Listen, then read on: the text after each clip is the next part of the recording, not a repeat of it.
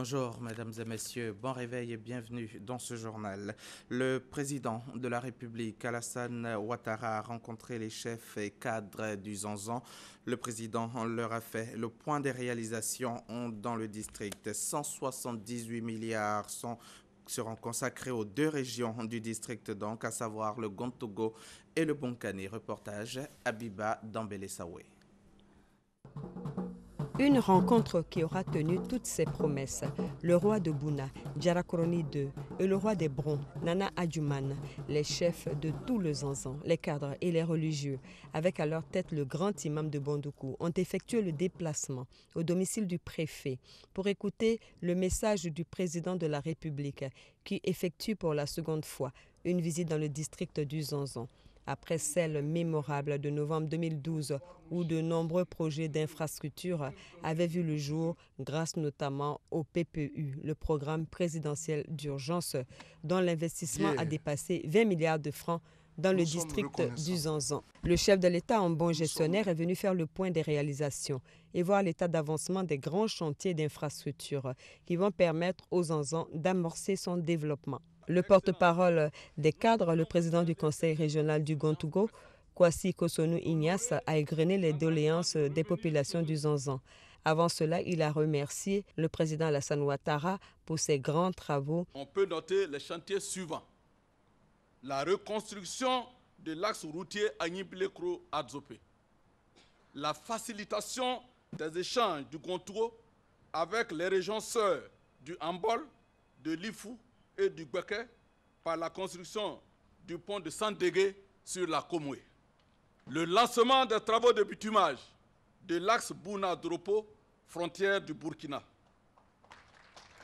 La connexion de la région du Bonkani au réseau électrique, faisant passer le taux d'électrification de cette région de 1 à 17%.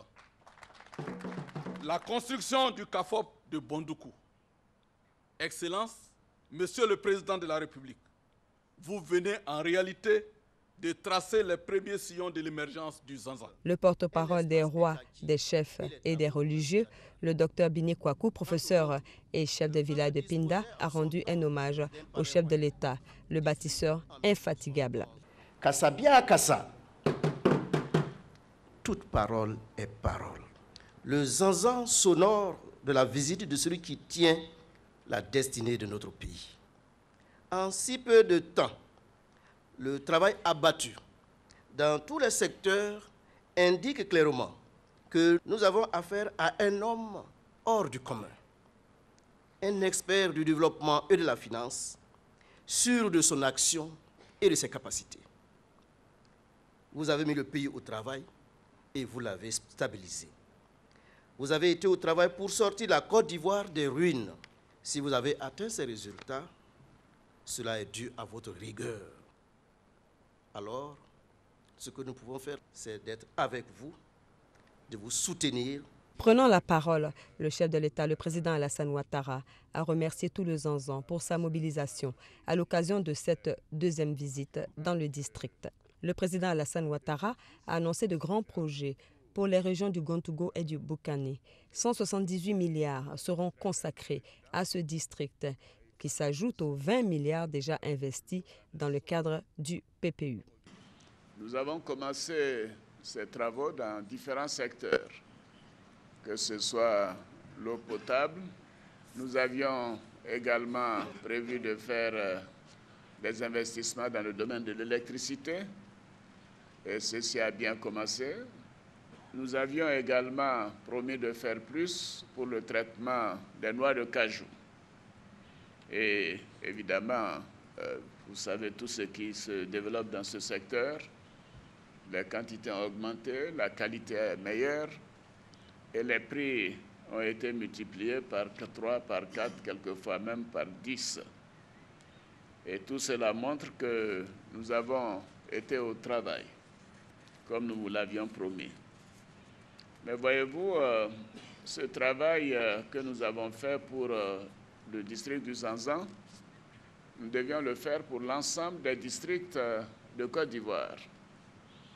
Et quand nous sommes arrivés, nous avions pensé que peut-être que la situation était particulièrement catastrophique à Abidjan, mais qu'ailleurs, les choses peut-être allaient mieux.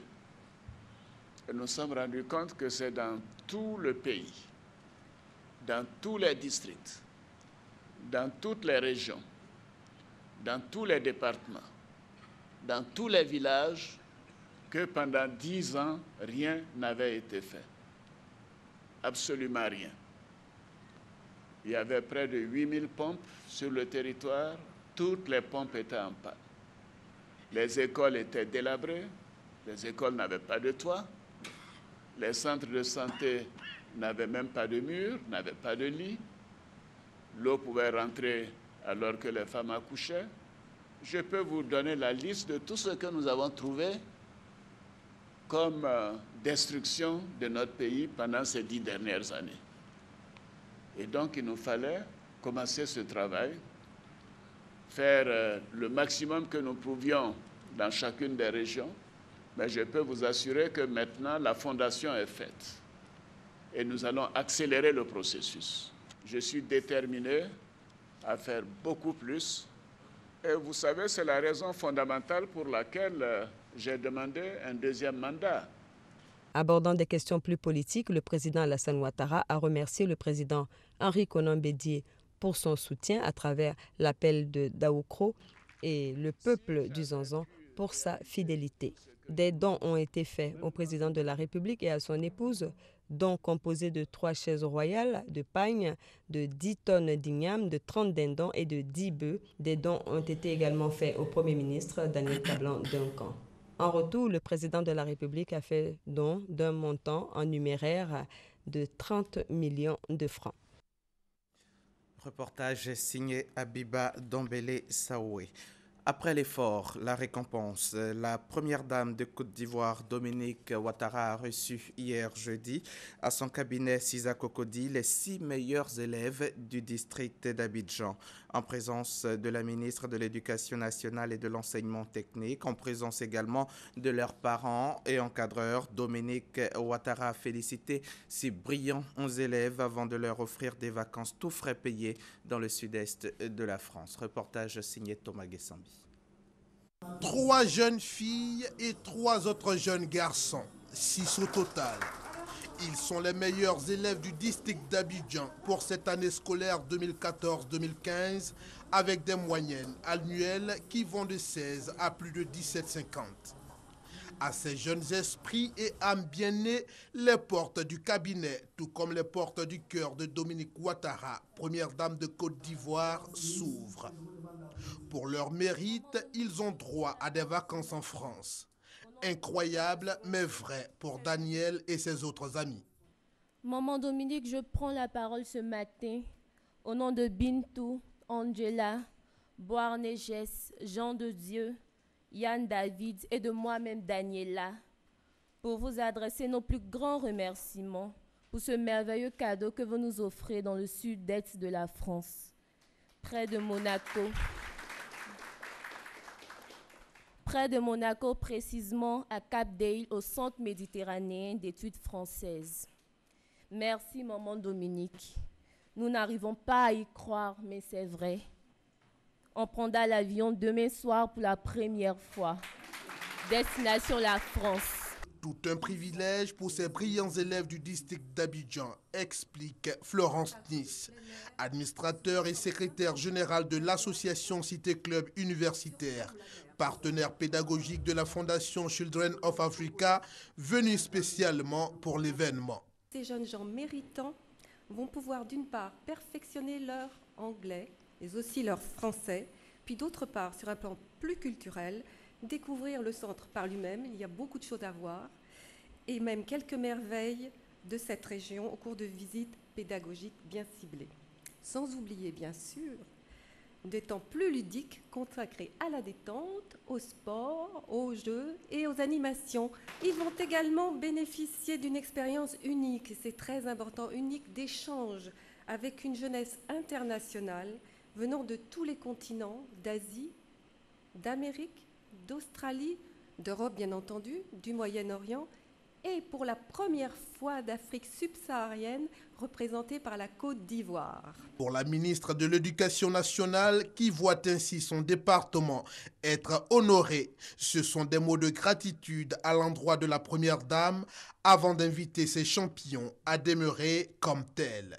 Madame la Première Dame, pour tous vos bienfaits en faveur de notre système éducatif, il me plaît en ce jour et au nom de toute la communauté éducative ivoirienne de vous remercier, de vous rendre hommage pour votre générosité et de magnifier votre grandeur d'âme et de cœur.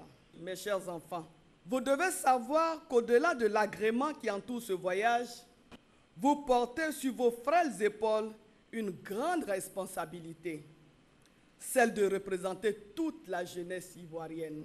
La présidente fondatrice de Children of Africa, qui fait de l'éducation et surtout de l'excellence en milieu scolaire un des credos de sa fondation, a dit toute sa fierté de voir de tels bons prodigieux être effectués. Pour elle, il y a de la relève. Mes chers enfants,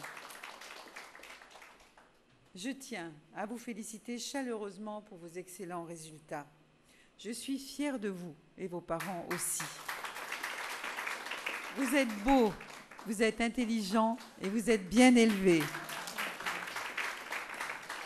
Vous avez grandement mérité ce séjour à l'extérieur du pays qui vous permettra d'approfondir davantage vos connaissances et de vivre de nouvelles expériences avec des jeunes de votre âge venus des 4 coins du monde. Chers enfants, je tiens à vous encourager à demeurer parmi les meilleurs dans votre parcours scolaire. Vous êtes une relève de choix. Pour le reste, ce sont des parents d'élèves très heureux qui louent l'action de l'épouse du chef de l'État.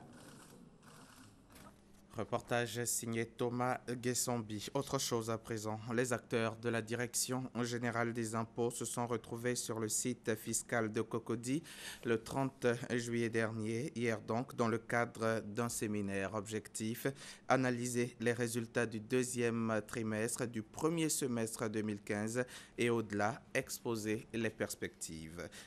Armand Bowie, reportage.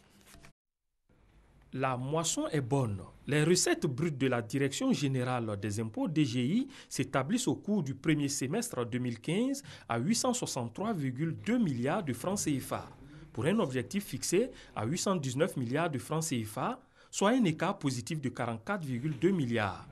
Notre mission, c'est de mobiliser toujours davantage les recettes pour le compte du budget de l'État. Donc, nous mettons tout en œuvre pour atteindre cet objectif.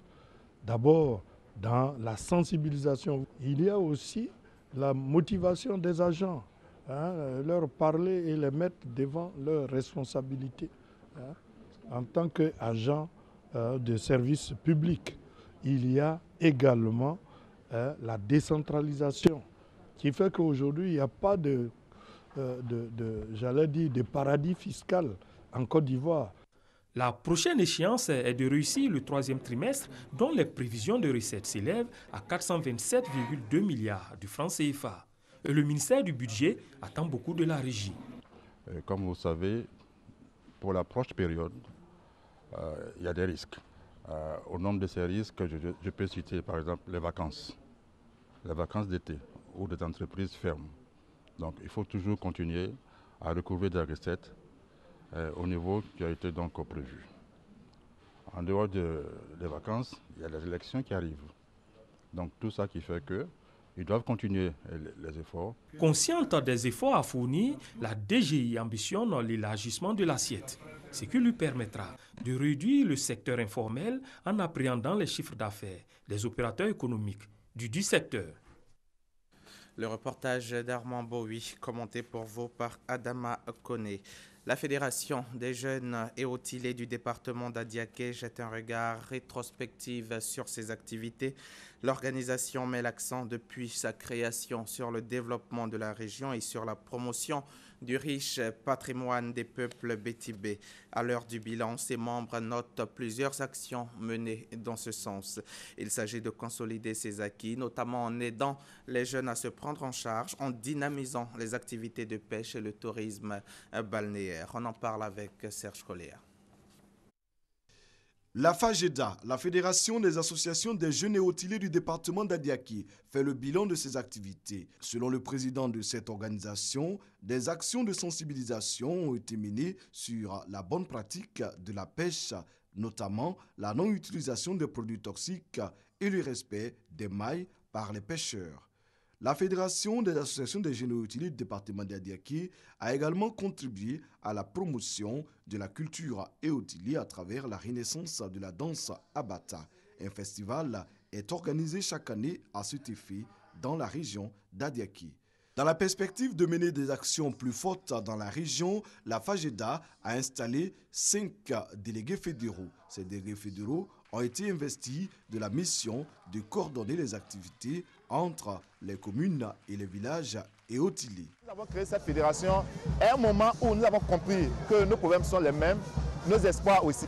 Donc il ne faudra pas se mettre en marge, il faut être un acteur de développement pour orienter dans un même esprit tout ce qui concourt au développement de notre département, de notre royaume. La FAGEDA ambitionne de contribuer à la construction du palais du roi des hôteliers. Elle a donc apporté une contribution de 100 000 francs CFA. Le parrain de la cérémonie, Ngueta Joseph, a promis 1 million de francs CFA et souhaité que 20 cadres de la région en fassent autant afin de démarrer les travaux de construction du palais du roi des hôteliers d'ici à septembre prochain. L'actualité internationale à présent, rendons-nous tout d'abord au Tchad, où l'Assemblée nationale a adopté jeudi à l'unanimité le projet de loi antiterroriste soumis par le gouvernement après les attentats qui ont provoqué la mort d'une 50aine de personnes à N'Djamena. Si la version initiale du projet avait soulevé des inquiétudes de la part de l'opposition et de la société civile, le gouvernement a accepté quelques amendements permettant l'adhésion de l'opposition à son projet. Avec la nomination jeudi d'un général nigérian, Ilia Abba, à sa tête, la force mixte multinationale commence à prendre forme. L'état-major basé en N'Djamena sera opérationnel ce week-end, tandis que la force elle-même a encore besoin d'1 à 2 semaines pour se mettre en place. Cette force comptera 8500 hommes, dont 2000 éléments de police et de gendarmerie. Elle aura pour but de neutraliser les djihadistes de Boko Haram. Une trentaine de F-16 de l'armée turque ont mené ce jeudi des raids contre des bases arrières du PKK dans le nord de l'Irak. En parallèle, sur le front judiciaire, le pouvoir turc a rouvert une enquête contre le leader du parti pro-kurde du HDP. Et puis, pour terminer, sachez que 6 participants à un défilé de la Gay Pride, un défilé donc de la communauté homosexuelle à Jérusalem, ont été blessés hier jeudi à coups de couteau. L'auteur de ce crime haineux est un ultra-orthodoxe récidiviste. Il avait commis une agression similaire en 2005 et sortait tout juste de prison. Voilà, merci d'avoir suivi ce journal. À très bientôt sur RTI